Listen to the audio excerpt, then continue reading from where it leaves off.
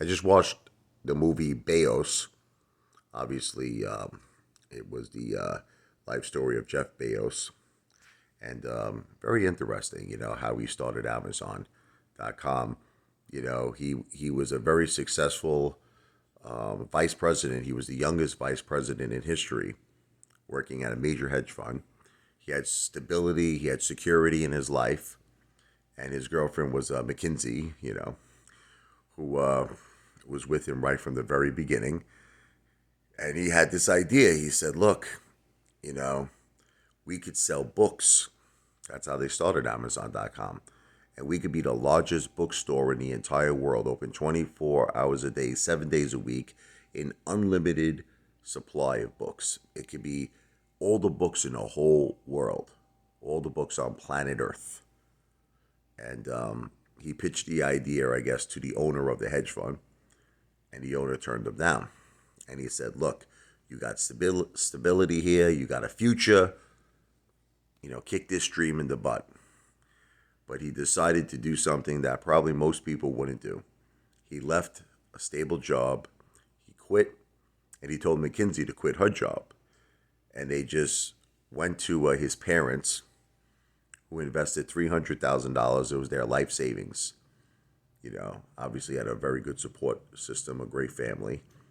And it was actually Emilio Estefan played it was father. It was his stepfather, right, John? Yeah.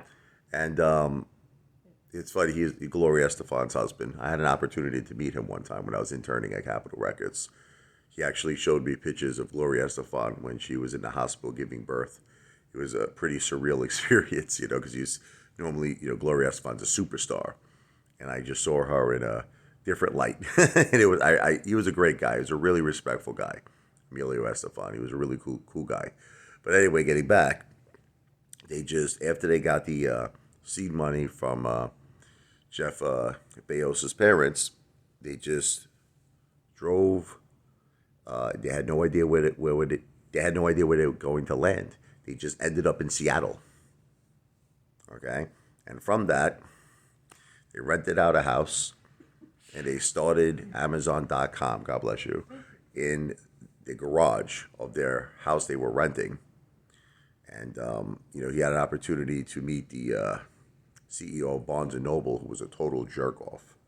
I mean, this guy just told him, he laughed him like out of the bar. They were having a drink together. He's like, "You wasted my time here." He threw like money for the drinks, and he said, "Take the change and start your company." He told the guy was like go home and get your damn shine box. He told him. Well, turned out that obviously the CEO of Barnes and Noble, he was the one who got his shine box. Okay, he was the Oklahoma kid. Jeff Bezos went on to become probably one of the most successful people in the entire world. And Amazon, .com, their market cap somewhere almost to $2 trillion. Jeff Bezos at his peak was worth 200 billion plus.